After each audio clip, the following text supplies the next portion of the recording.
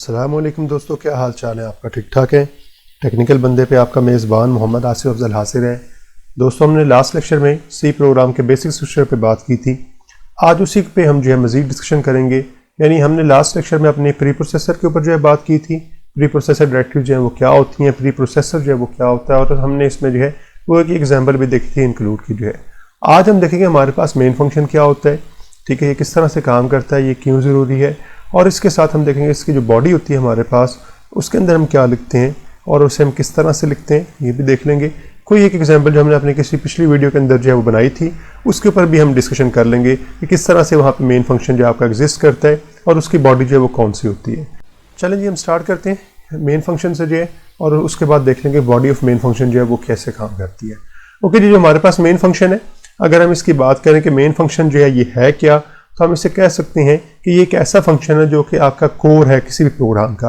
यानी आपका जो है कोई भी प्रोग्राम होगा तो उसमें मेन फंक्शन का जो है होना वो बहुत ज़रूरी है। क्यों ज़रूरी है इस पर भी हम बात कर लेते हैं, क्योंकि आपका ऑपरेटिंग सिस्टम जब भी कंट्रोल जो है ट्रांसफ़र करना चाह रहा था आपके प्रोग्राम को, तो वो हमेशा मेन फंक्शन को जो है वो सर्च करता है और उसे जो है फिर जो आपका कंट्रोल होता है वो ट्रांसफ़र कर देता है। तो इस तरह से फिर आपकी एग्जीक्यूशन जो है आपको फिर मेन फंक्शन से स्टार्ट होती है। इसीलिए फिर हम कह सकते हैं कि हमारा मेन फंक्शन जो है वो एग्जीक्यूशन पॉइंट है। इसके बाद मेन फंक्शन की बॉडी आती है। मेन फंक्शन की बॉडी जो है वो हमेशा हम जो है वो करली ब्रेसिस के अंदर जो है वो लिखते हैं, और जितनी भी इंस्ट्रक्शन हमने मेन फंक्शन के अंदर लिखनी होती है, जितनी भी हमने कोडिंग लिखनी होती है, वो सारी इन करली ब्रेसिस के अंदर लिखते हैं।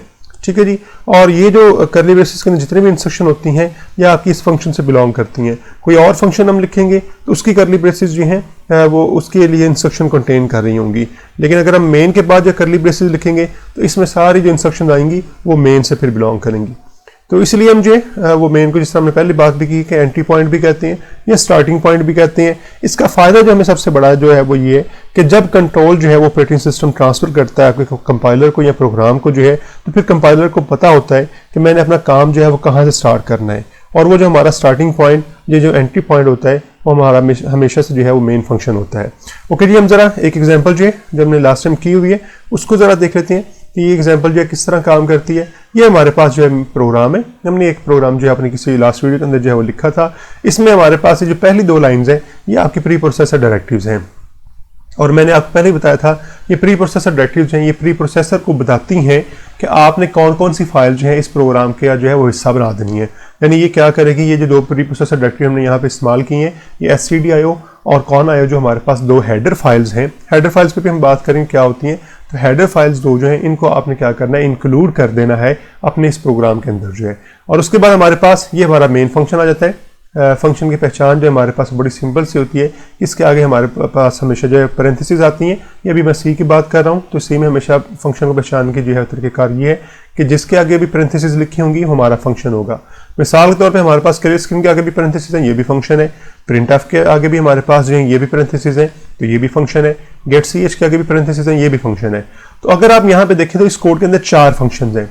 अब आपका कंपाइलर जो है जब इस प्रोग्राम पे आएगा, यानी जब आपका ऑपरेटिंग सिस्टम आप कंट्रोल ट्रांसफर करेगा इस प्रोग्राम को जो है, तो इस प्रोग्राम को यानी कंपाइलर को कैसे पता चलेगा मैंने काम कहाँ से स्टार्ट करना है।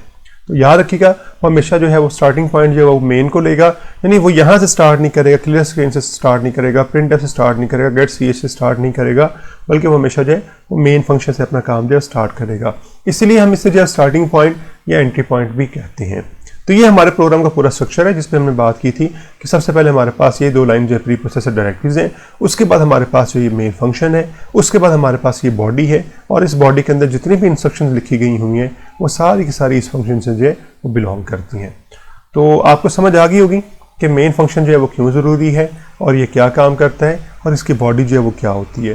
तो वीडियो को ज़रूर लाइक कर दीजिएगा, और अगर अभी तक आपने मेरा चैनल सब्सक्राइब नहीं किया तो प्लीज़ मेरे चैनल को सब्सक्राइब कर दें, और साथ में लगे बेल के आइकन को ज़रूर प्रेस कर दीजिएगा ताकि मेरे आने वाली नई जितनी भी वीडियोज़ हैं उनके नोटिफिकेशन आप तक वक्त पे पहुंचते रहें।